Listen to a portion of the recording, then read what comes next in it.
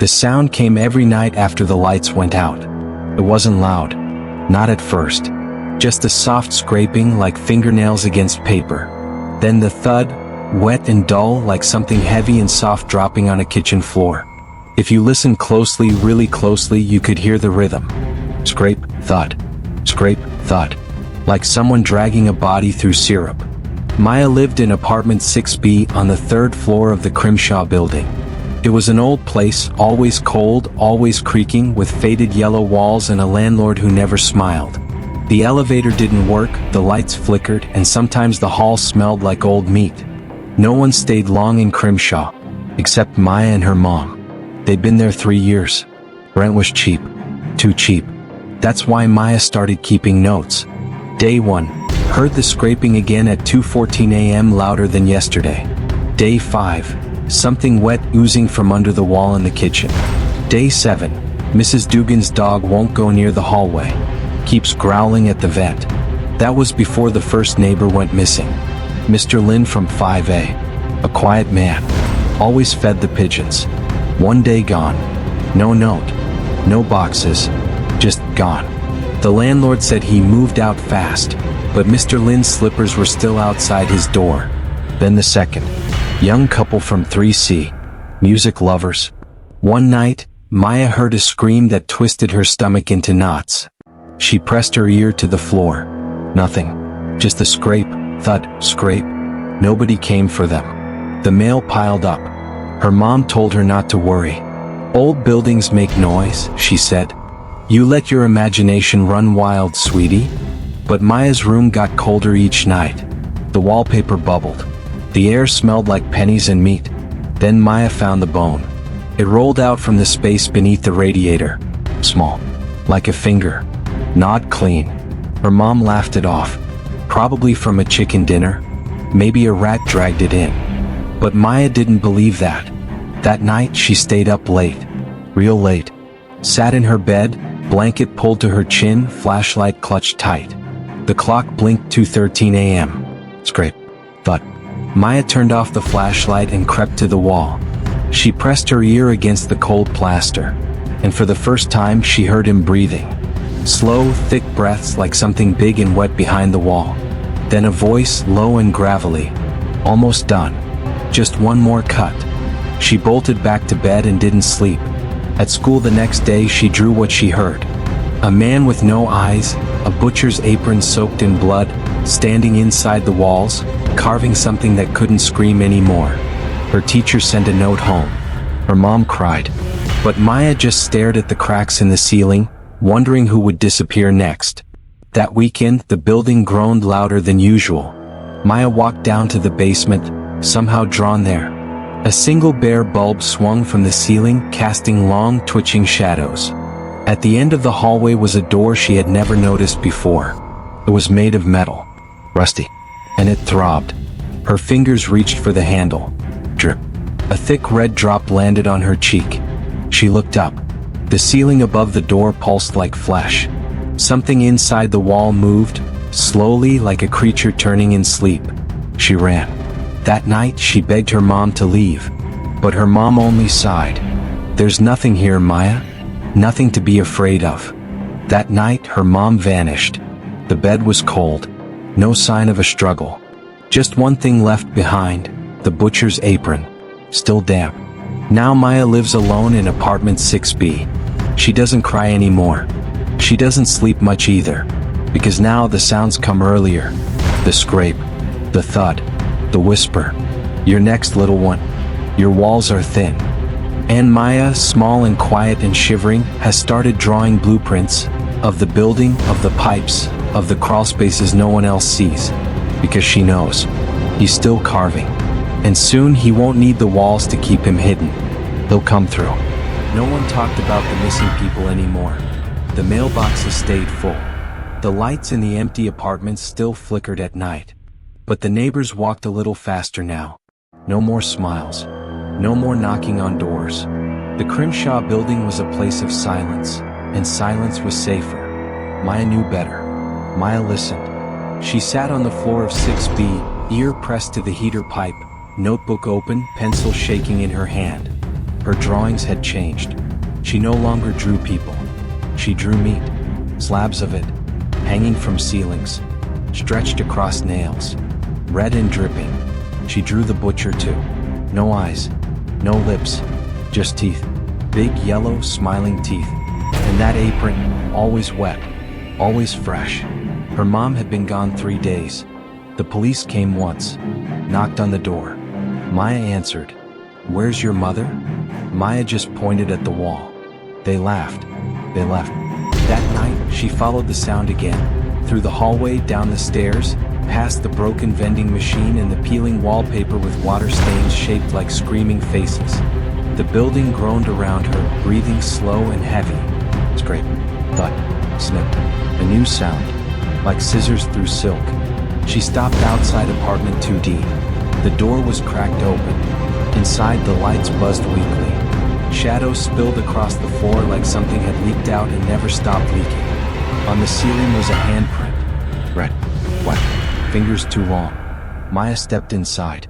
The apartment was empty. Except it wasn't, because in the kitchen sink was a heart. Still beating, still warm, still whispering. She screamed like a song, it said, pulsing under the flickering light. Maya ran, but not fast enough. Later, in bed, she found a folded note under her pillow. Written in neat, wet ink that smeared when she touched it. Meat doesn't leave ghosts. Meat forgets. She didn't understand. Until the dream started. In her sleep, she saw the walls peeling back. She saw fingers pressing through the cracks, reaching. She saw mouths where light switches should be, chewing on wires. And the butcher, oh, the butcher, standing in the hallway with someone's skin stretched across his shoulders like a coat. Every night, he carved another name into the bricks. Every morning, the blood was gone. The floor was clean. The walls were dry, like it had never happened. Like the building ate the memory. On the 7th night, she made a decision. If no one remembered the missing, she would. Maya took her red crayon and began marking the walls. One mark for each neighbor gone. Mr. Lin, red X on the stair rail. The couple from 3C, 2XS above the broken elevator. Her mom, a big red X on the bedroom mirror. She marked until her fingers ached. She wanted the building to remember. But when she woke up, the marks were gone. In their place, carvings. Thin lines scratched deep into the walls. Not drawn, cut. And in each scratch, a message. Meat is quiet. Blood is polite. Walls keep secrets. And under her bed, she found another gift. Her mother's wedding ring. Still warm. Still slick with something that smelled like copper and old screams. Maya cried. But only once. Then she stood up, took her flashlight, her notebook, and the butcher's apron from the closet, the one he left behind, and went back into the basement. Back to the metal door that pulsed like a beating vein. This time it opened for her. Inside was not a room. It was a mouth. A hallway of teeth.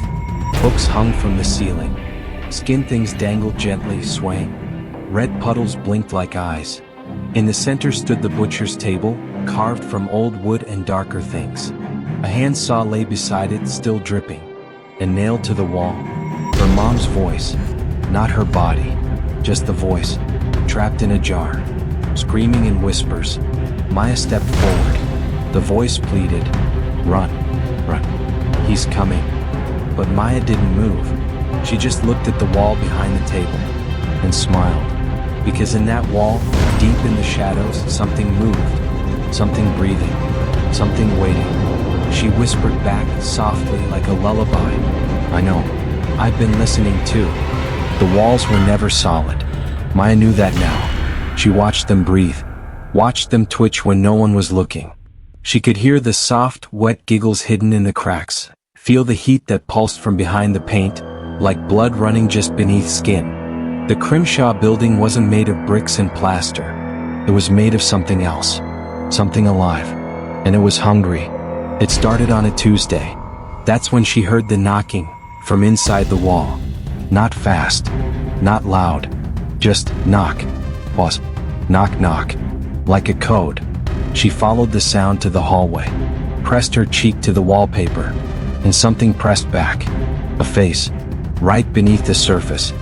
Flattened and stretched, eyes rolled upward, mouth stuck open in a scream without sound. The face moved, sliding down slowly like it was drowning in paint. Maya didn't scream. She just ran her fingers over the bump it left behind. Drywall shouldn't be warm. In school she stopped answering questions. She didn't speak unless it was to the walls. People thought she was weird. But weird is safe. Weird keeps you alive. At night, she scratched little holes in the corners of her room, tiny spy holes into the drywall. She started seeing things. A child's finger twitching like a worm. An ear pressed close, listening back. A pink tongue licking the inside of the wall, slow and wet. Once she saw her mom's face, upside down, smiling with no lips. Maya started drawing again. But she didn't use pencils anymore. She used meat. Tiny strips, taken from under her fingernails, from scabs and bites she picked until they bled. She drew symbols on her bedroom floor, circles and hooks, teeth and knives. The building liked that. The light stopped flickering in her room. The air smelled cleaner, less of rot, more of rust. And one night, the wall whispered, "You're almost ready." That weekend, she followed the knocking again, past the boiler room, deeper than she'd ever gone. Past pipes that leaked black water, past vents that dripped with yellow grease.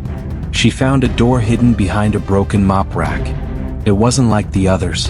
It was made of stitched leather, with a doorknob shaped like a jawbone. When she turned it, the door moaned. Inside was a narrow tunnel. Tight. Damp. The walls were pulsing meat and peeling faces. She crawled. It was too small to stand. She moved through the dark, heart pounding. The tunnel felt like a throat, and the deeper she went, the louder the whispers became. He carved the first girl near the water heater. The twins went in the elevator shaft. No one hears the last scream if it's fed to the wall. Maya crawled faster, until she reached the chamber. It was behind apartment 1A, a hidden space no one knew about because it was inside the walls. A secret room carved out like a wound. Red light throbbed from above, and the floor was made of bones arranged like tiles. In the center stood the butcher. He turned. No eyes, no nose, just muscle, just bone. His apron was slick and shining. In one hand he held a cleaver. In the other, her mom's voice jar. Still whispering, still screaming. He spoke with no mouth. "You've come to help." Maya nodded. She wasn't afraid. Not anymore. He showed her the others. The ones still half alive in the walls. Some with no skin. Some with too many mouths. Some who bled words instead of blood. He pressed her hand to the wall, and inside she felt them. Twisting, shivering, whimpering. The butcher leaned close and said, "Drywall is thinner than you think. A single cut, and they're free." That night, Maya returned to her apartment. She looked at the wall above her bed, and she began to peel. The wallpaper came off in long, sticky strips. Beneath it, meat twitched. Eyes blinked. A tongue flicked out and licked her cheek. She smiled. Then she picked up the cleaver the butcher had left her. She turned to the wall and carved her first name into it. Not her name, but a neighbor's. One who always played loud music. One who never smiled back. One who would be gone by morning. The building slept well that night, and Maya did too. The first leak had appeared years ago. A single red drop from the ceiling in apartment 4D. Everyone said it was rust. But rust doesn't pulse. Rust doesn't drip thick and warm like blood from a fresh cut. Rust doesn't whisper. Now, every ceiling in the Crimshaw building was leaking. Not just water. Not just blood. But voices. Soft and slurred, like teeth chewing through a mouthful of names. Maya sat in her bed, staring up at the wet patch overhead. The drop had grown larger each night, blooming like a wound. It was time. She reached under her bed, pulled out the cleaver. The handle was bone, and it hummed when she touched it. Her hand no longer trembled. She wasn't scared anymore, because the butcher had shown her what the building truly was. And tonight she would open it. Down the hallway, tenants slept without dreams. The air was thick with meat-sweet rot. Maya walked barefoot, trailing wet footprints behind her. The lights above her blinked once, then never again. Darkness followed her like a faithful pet. She stopped at apartment 2B. Inside lived Mr. Carver, the old man who always smelled like bleach. The one who muttered about demons in the radiators and painted crosses above every door frame. Maya knocked once. No answer. So she carved a hole in the door. With a cleaver. The wood split easy like cartilage. Inside, the walls were already bleeding. He had tried to stop it. Duct tape over the vents, nails driven through the floor. But the meat always finds a way. She found Mr. Carver curled in the closet, eyes sewn shut, mouth stapled open. Still breathing. The walls had claimed him halfway. She closed the door behind her. Let him finish turning. The butcher waited in the basement. The building groaned, metal pipes twisting like bones out of socket. Screams rose from the walls, long and low, like someone sobbing into a coffin. Maya moved past them all. She didn't cry. She didn't run. She followed the sound. The heartbeat of the building. It was loud now, like drums in a war march. Thump, thump, thump. It came from the basement floor, underneath the boiler, where the cement was cracked. The butcher stood over the spot, knife in hand, apron soaked black. He nodded once. Maya knelt and began to dig. Fingers tore into the ground. Nails cracked. Blood mixed with the old black sludge beneath the concrete. Until they found it. A trapdoor. Wooden. Breathing. With something moving behind it. The butcher placed a key in her hand. It wasn't a real key. It was a tooth. Long yellow. Still warm. Maya smiled. She unlocked the door. The final room wasn't a room. It was a womb. The walls pulsed. The ceiling wept. The floor writhed like muscle. Hanging from hooks were all the lost tenants. Faces stretched, eyes rolling, lips sewn shut. They were alive in the way rot is alive. And in the center, a mouth. Not on a face, just a mouth. Large, wet, waiting. The mouth of the building. The one who called the butcher long ago. The one who feeds. The butcher leaned close and whispered, "It's hungry. It remembers your kindness." Maya nodded. She stepped forward. She offered her notebook, the one filled with every drawing, every name, every scream. She placed it on the tongue. The mouth swallowed it whole. Then it spoke. One last cut. Maya turned. Behind her stood the wall that led to the lobby. Behind it, the last of the neighbors were still asleep, still warm, still unaware. She raised the cleaver and carved. The blade slid through drywall like fat. Screams poured out thick as fog. Blood sprayed in arcs across the room. The building howled in joy. 1,000 mouths opened across the walls, chewing on light, on sound, on memory. And Maya carved until she hit daylight, until the world outside was split open too. That morning, the Crimshaw building collapsed. No fire, no sirens, no explanation, just a deep red crater where it had stood. And in the dust, they found no bodies, no names, no proof the building had ever existed at all. Except for one thing, a single page, from a child's notebook, drawn in crayon, a butcher's apron, a hallway of teeth, a little girl smiling with no eyes. Maya was never found. But sometimes in old buildings, especially the ones that smell like rust and meat, you can still hear it. Scrape, thud, giggle. And if you listen close enough at night, you might hear her voice. He carves when the building sleeps. But now, I don't sleep either. If you're still breathing, congratulations. You survived another tale from Majesty Horror Story. But the nightmare doesn't end here. Hit subscribe, tap that like button and share this story, or she might pay you a visit tonight. Don't forget, they're watching who doesn't share. Sleep tight.